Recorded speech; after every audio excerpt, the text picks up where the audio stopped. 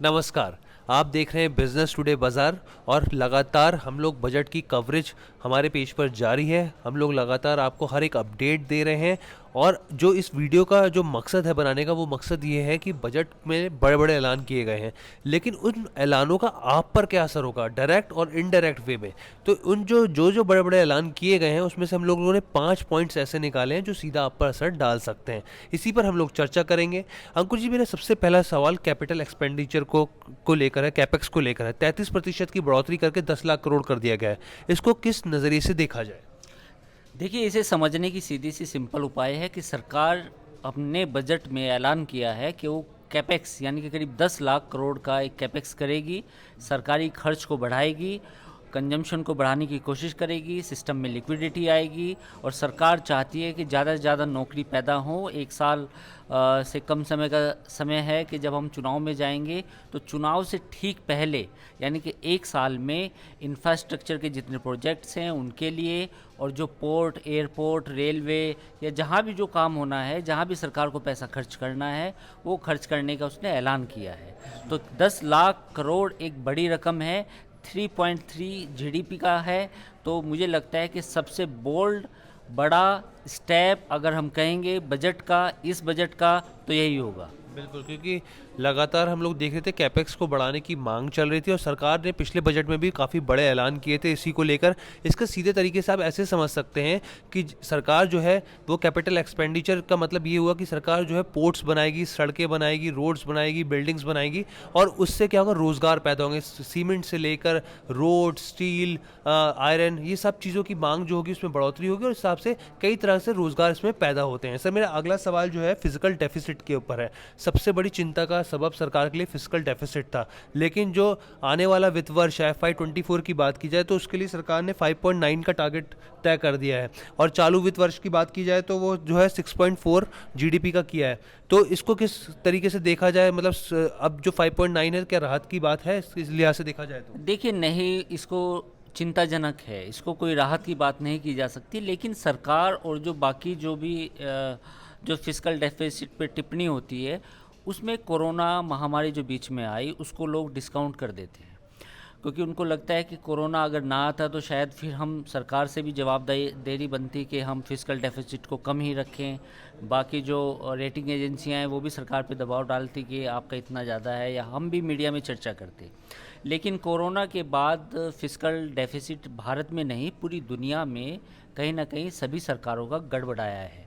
तो इस वक्त जो सरकार की उम्मीद है, जो सरकार ने भरोसा दिया है अपने बजट में कि 2025-26 में इसको 4.5% तक लाने का एक टारगेट रखा है। तो अब देखते हैं इस टारगेट को पूरा मीट कर पाते हैं नहीं कर पाते। लेकिन जो मुझे लगता है कि 10 लाख करोड़ एक बहुत बड़ा आंकड़ा है।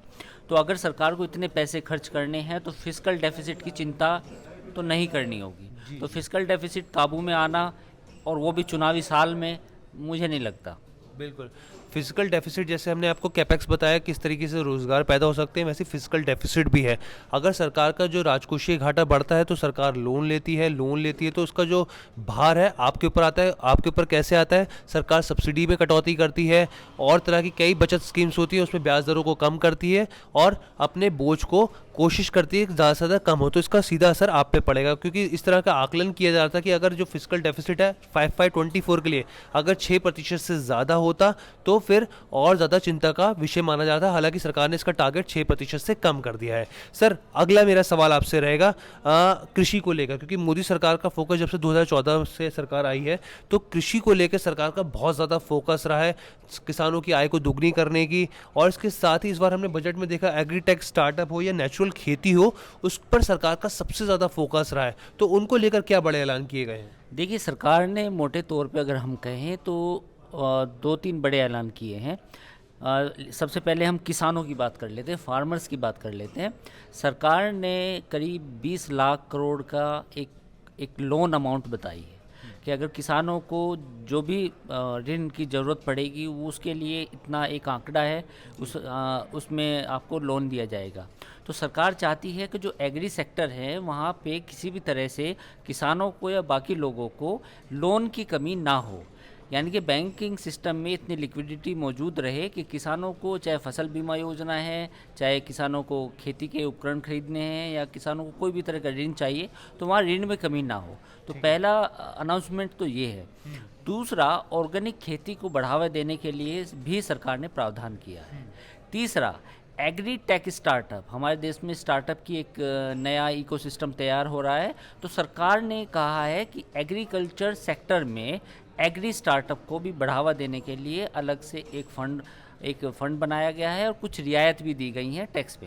तो 3 ये बड़े अनाउंसमेंट है। साथ ही एथेनॉल ब्लेंडिंग जो आजकल चल रही है, एथेनॉल ब्लेंडिंग को बढ़ावा देने के लिए सरकार ने कुछ कदम उठाए हैं जिससे किसानों की आय बढ़ सके। तो कुल मिला के ये मोटे मोटे 4 ऐसे फैसले हैं जिनसे लगता है कि एग्रीकल्चर सेक्टर में कुछ रिफॉर्म्स हो सकते हैं। जी, देखिए हमने अब ये तीसरे पॉइंट बता दिया। पहला आपको बता दिया कैपेक्स को लेके, कैपिटल एक्सपेंडिचर को लेके कि इससे आप पे क्या असर पड़ेगा। दूसरा हमने फिस्कल डेफिसिट पर बता दिया कि इसका आप पर किस तरीके से असर पड़ सकता है। और तीसरा किसानों की आय को लेकर, जो कि हम लोग जानते हैं कि हमारे देश में एक बहुत बड़ी आबादी किसानी करती है। अब अगला सवाल, ये नए टैक्स रिजिम का जो मामला है ये क्या है सर? क्योंकि सब लोग कह रहे हैं 7 लाख को लेकर, अरे ये बड़ी राहत है, बड़ी राहत है। इसका बारे में थोड़ा समझाइए। मुझे लगता है कि इसका जवाब मैं आपसे लेना चाहूँगा, क्योंकि आप एक टैक्स के मामलों में काफ़ी आपने रिसर्च करते रहे हैं, पढ़ते लिखते रहे हैं। तो सबसे पहले मेरा आपसे सवाल है कि टैक्स को लेके जो ये दुविधा है लोगों के मन में, आज जब बजट आया तो बजट के बाद इतने फ़ोन, SMS, व्हाट्सएप आए, लोगों को समझ नहीं आ रहा कि नए टैक्स रिजिम में जाएं, पुराने में जाएं, नया बेहतर है, पुराना बेहतर है। नए में ऐसा क्या है कि सरकार ने कहा है कि ये डिफ़ॉल्ट टैक्स सिस्टम होगा, सब लोग इसी में जाएंगे। पुराने वाले जो ज़्यादातर लोग अब तक टैक्स सेविंग करते रहे हैं, 80C, 80D, 80DD, तो वो लोग वो उनके मन में सवाल है कि हमें नए में रहना है, पुराने में रहना है। तो मुझे लगता है कि इस सवाल का जवाब आप देंगे। देखिए, सबसे पहली बात हम अपने व्यूअर्स को बता दें कि जो पुरानी टैक्स व्यवस्था है, जो कि ओल्ड टैक्स रिजिम है, उसमें किसी तरह का कोई बदलाव नहीं किया गया। जो नया टैक्स रिजिम है उसमें 7 लाख तक की आय जो है वो अगर आपकी होती है तो वो पूरी तरीके से टैक्स फ्री है। यानी अगर 7 लाख से ऊपर आपकी कमाई जाती है तो आपको टैक्स चुकाना होगा, लेकिन 7 लाख से कम है तो आपको टैक्स नहीं चुकाना होगा। अब यहाँ पर भी एक पेच है। पेज कैसे कि 7 लाख से कम किस हिसाब से टैक्स कटेगा? तो इस पे जो सरकार है उन्होंने स्लैब्स बना दिए। 3 लाख से 6 लाख तक जो है वो 5% टैक्स कटेगा। 6 से 9 की बात की जाए तो वहाँ पे 10% टैक्स कटेगा। 9 से 12 हो गया 15, और 12 से लेके 15 के ऊपर इस हिसाब से स्लैब तैयार किए गए हैं। अब यहाँ पे लोगों को कन्फ्यूजन है कि भाई नया टैक्स रिजिम बेहतर है या पुराना टैक्स रिजिम बेहतर है।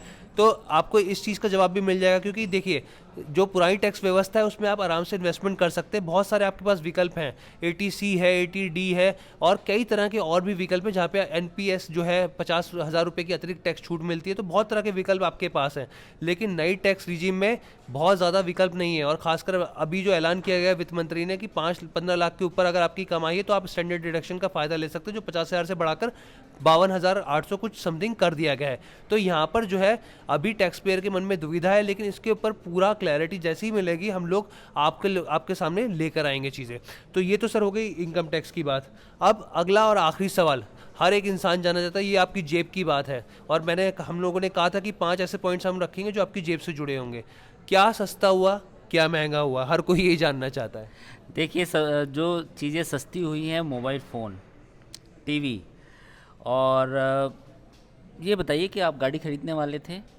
हाँ सर, मैं ईवी का सोच तो रहा था, सोचा था इस बजट में कुछ बड़ा ऐलान हो जाए ईवी को लेके, तो कुछ करूं भी। कुछ ऐलान हुआ है ईवी को लेकर? हाँ, ये कह सकते हैं ईवी में ओवरऑल प्राइसिंग में कुछ अंतर देखने को मिल सकता है, क्योंकि सरकार ने लिथियम आयन बैटरी के जो कंपोनेंट्स हैं, यानी कि जो लिथियम आयन बैटरी तैयार हो रही है हमारे देश में, उसको कहीं ना कहीं सस्ता, उस पर कुछ ड्यूटी घटाई है। तो हो सकता है कि ईवीज़ का जो प्राइस है, जो इंडियन कार मेकर्स हैं, वो आने वाले समय में कम करें। सर बैटरी के इंपोर्ट पर भी मुझे लग रहा है इंपोर्ट ड्यूटी घटा दी है शायद। हाँ, बैटरी के इंपोर्ट्स पे भी ड्यूटी घटाई है, और लिथियम आयन बैटरी के जो कंपोनेंट्स होते हैं, जो पार्ट्स उसमें स्पेयर पार्ट यूज़ होते हैं, उस पर भी ड्यूटी घटाई है। और सर महंगा क्या क्या हो गया सर, वो भी बता दीजिए। आप सिगरेट पीते हैं? नहीं, मैं तो सिगरेट नहीं पीता। तो सिगरेट महंगी हुई है। अच्छा। सिल्वर के कुछ जो आर्टिकल्स हैं वो महंगे हुई है। कंपाउंड रबर महंगी हुई है, और इम्पोर्टेड ज्वेलरी ये समझिए। अब कुछ लोग समझेंगे कि अगर इम्पोर्टेड ज्वेलरी महंगी हो तो भारत में भी शायद इम्पोर्टेड ज्वेलरी महंगी होगी, ऐसा नहीं है। भारत में जो इंडियन मेकर्स हैं, जो आर्टिकल मेकर्स हैं, उन पे कोई अतिरिक्त ड्यूटी नहीं लगाई गई है।